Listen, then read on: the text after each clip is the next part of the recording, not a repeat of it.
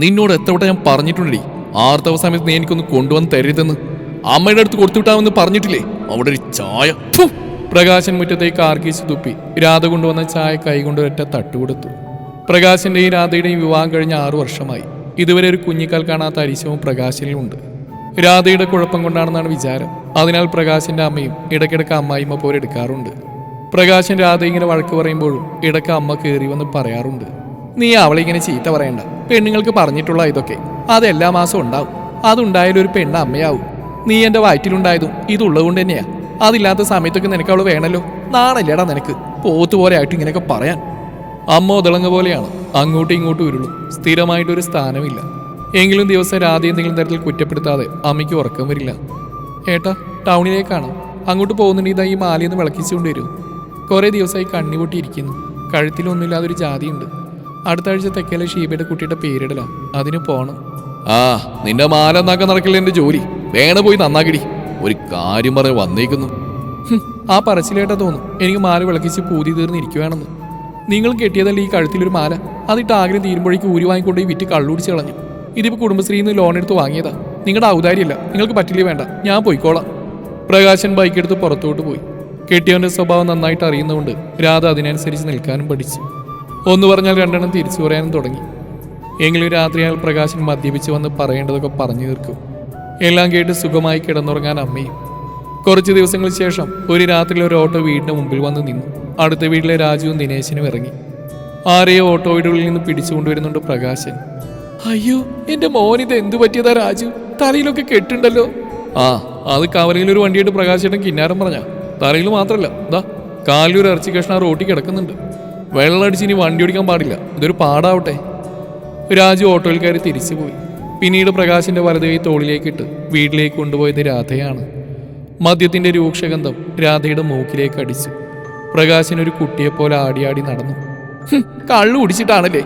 അപ്പൊ ഇത് കുറവാ, ഇതിനും കൂടുതൽ വരണം. നിന്റെ അച്ഛൻ ഇങ്ങനെയായിരുന്നു. മനുഷ്യനെ ബുദ്ധിമുട്ടിക്കാൻ മാത്രമായിട്ട് ഉണ്ടായൊരു സാധനമായിരുന്നു. കുടിച്ച് കുടിച്ച് ഉള്ളിലെ സാധനങ്ങളെല്ലാം അടിച്ചുപോയി. അവസാനം മൂപ്പര് അടിച്ചുപോയി. ആ പാരമ്പര്യം കാത്തു സൂക്ഷിക്കാവും എന്റെ പൊന്നുമോൻ, അല്ലേടാ? അമ്മയുടെ വാക്കുകൾ കേട്ട് പ്രകാശൻ ഒരക്ഷരം മിണ്ടാതെ തിരിഞ്ഞു കിടന്നു. അപ്പോഴും രാധ ഒരു വാക്ക് പോലും മിണ്ടിയിരുന്നില്ല. രാധ കട്ടിലിന്റെ അടുത്തൂടെ പോകുമ്പോൾ ഒരു കുട്ടി നോക്കുന്ന പോലെ പ്രകാശൻ ഇടം കണ്ടിട്ട് നോക്കും. രാധ മിണ്ടിയില്ല. കുറച്ച് ദിവസങ്ങൾക്ക് ശേഷം മുറിവ് കെട്ടിക്കാൻ രാധയും പ്രകാശനും ആശുപത്രിയിൽ പോയി. കാലിൽ മുറിവ് കാര്യമായിട്ടുള്ളതാ. പകുതിയോളം വെച്ച് പോയിട്ടുണ്ടല്ലോ. അത് തൂർന്നു വരണം. അതുപോലെ നല്ലപോലെ ശ്രദ്ധിക്കണം.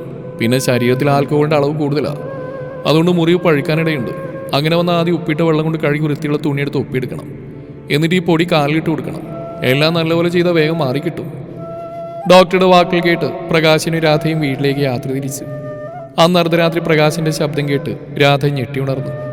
കട്ടിൽ കിടന്ന് വിറക്കുന്ന പ്രകാശിനെയാണ് രാധ കണ്ടത്. നന്നായി പനിക്കുന്നു, വിയർക്കുന്നുമുണ്ട്. രാധ വേഗം പ്രകാശിന്റെ ഷർട്ട് അഴിച്ച് തണുത്ത വെള്ളം കൊണ്ട് ദേഹമെല്ലാം തുടച്ചു. നെറ്റിയിലൊരു തുണി നനച്ചിട്ട് കട്ടിലിനോട് ചേർന്നിരുന്നു. രാധേ, നേരം വെളുത്തു. രാധേ. രാവിലെ പ്രകാശിന്റെ വിളി കേട്ടാണ് ഉണർന്ന്. ഇന്നലെ പ്രകാശിനെ നോക്കിയിരുന്ന് ഉറങ്ങിപ്പോയി. രാധ ഒന്നും മിണ്ടാതെ എഴുന്നേറ്റ് പോയി. അപ്പോഴും പ്രകാശൻ ഒരു കുറ്റബോധത്തോടെ രാധയെ നോക്കിയിരുന്നു. പിന്നീടാണ് കാലിലെ മുറിവ് പഴുത്തത്. വലിയ മുറിവായതിനാൽ അഴുകിയ പോലെയാണ് ഉണ്ടായിരുന്നത്. അത് കണ്ട പ്രകാശിന്റെ അമ്മ ഛർദ്ദിക്കാൻ വരുന്നു എന്ന് പറഞ്ഞ് റൂമിന് പുറത്തേക്ക് ഓടി. അപ്പോഴും രാധ പ്രകാശിന്റെ അടുത്തിരുന്ന് ഡോക്ടർ പറഞ്ഞ പോലെയെല്ലാം ചെയ്തു. അപ്പോഴെല്ലാം പ്രകാശിന്റെ കണ്ണ് നിറയുന്നുണ്ടായിരുന്നു. രാപ്പകലില്ലാതെ രാധ പ്രകാശിനെ ഒരു കുട്ടിയെ നോക്കുന്ന പോലെ ശുശ്രൂഷിച്ചു. പ്രകാശിനിപ്പോൾ നടക്കാൻ പറ്റുന്നുണ്ട്.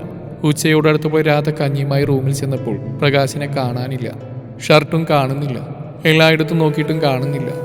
പുറത്തെ ബാത്റൂമിലെ ശബ്ദം കേട്ട് സമാധാനിച്ച് രാധ പുറത്തേക്ക് ഇറങ്ങി. നോക്കിയപ്പോൾ അമ്മ പ്രകാശിനെ കാണുന്നില്ല. നടക്കാൻ വയ്യാത്ത കാലും വെച്ച് ആൾ എങ്ങോട്ട് പോയി? കുറച്ചു നേരം കഴിഞ്ഞപ്പോൾ വേലി കടന്ന് കാലുകൾ തെന്നി വേച്ച് പ്രകാശം വരുന്നു. രാധ ഓടിച്ചെന്നു. ഇതെങ്ങോട്ട് ഈ വയ്യാത്ത കാലുമായി പോയത്? ഞാൻ എവിടേക്ക് നോക്കിയെന്നറിയോ? പ്രകാശൻ ഷർട്ടിന്റെ പോക്കറ്റിൽ കൈയിട്ട് ഒരു സാധനം എടുത്ത് രാധയ്ക്ക് നീട്ടി. ഇന്ന് ഏപ്രിൽ 4, നമ്മുടെ യുവാവാർഷികം. അമ്പലത്തിലൊന്ന് പോയതാ ഞാൻ. നിനക്കൊരു കുഞ്ഞുണ്ടാവത്തിൽ നിന്നെ ഒരുപാട് വാക്കുകൊണ്ടും പ്രവൃത്തികൾ കൊണ്ടും നോവിച്ചിട്ടുണ്ട്. എന്തിനാ ഇങ്ങനെ ഒരു ജന്മത്തെ എനിക്ക് തന്നെയും ദൈവത്തോട് ചോദിച്ചിട്ടുണ്ട്. അതുകൊണ്ട് ഒരു വട്ടം കൂടി ദൈവത്തിൻ്റെ മുമ്പിൽ പോയതാ ഞാൻ. എല്ലാത്തിനും മാപ്പ് ചോദിക്കാനും നിന്നെ എനിക്ക് തന്നതിന് ആ ദൈവത്തോട് നന്ദി പറയാനും.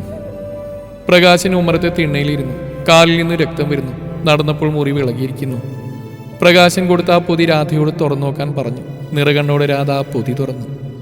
അമ്പലത്തിലെ പ്രസാദവും അതിൽ ചുറ്റിപ്പിടഞ്ഞു കിടക്കുന്ന ഒരു താലിമാലയും രാധ പ്രകാശിന്റെ മുഖത്തേക്ക് നോക്കി. നോക്കേണ്ട രാധു, നിനക്കുള്ളത് തന്നെയാണ്. ഞാനന്ന് ഊരി വാങ്ങിയ താലിമാല, അതിന് നിന്റെ കഴുത്തിൽ എന്നും വേണം. അമ്പലത്തിൽ കൊണ്ടുപോയി പൂജിച്ചു. ഇങ്ങതാ, ഞാൻ ഇട്ടുതരാം. രാധയുടെ കണ്ണിൽ നിന്നും കണ്ണുനീരൊഴുകി വന്നു. രാധ ആ താലിമാല പ്രകാശിന് കൊടുത്തു. പ്രകാശൻ ചിരിച്ചുകൊണ്ട് രാധയുടെ കഴുത്തിൽ ചാർത്തി. എന്നിട്ട് പറഞ്ഞു, ഞാൻ ഇത്ര നാളും അന്ധനായിരുന്നു രാധു. എനിക്കിപ്പോൾ കാഴ്ച കിട്ടി. ആ കാഴ്ചയിൽ ഏറ്റവും മനോഹരമായി കാണാൻ കഴിഞ്ഞത് നിന്നെയാണ്. ഇനി ഈ കണ്ണുകൾ എന്നും കാണുന്നത് നിന്നെ മാത്രമാണ്. അപ്പോഴും എല്ലാം കേട്ട് വീടിനുള്ളിൽ പുഞ്ചിരിച്ച സന്തോഷക്കണ്ണീരോടെ അമ്മ ഇരിപ്പുണ്ടായിരുന്നു.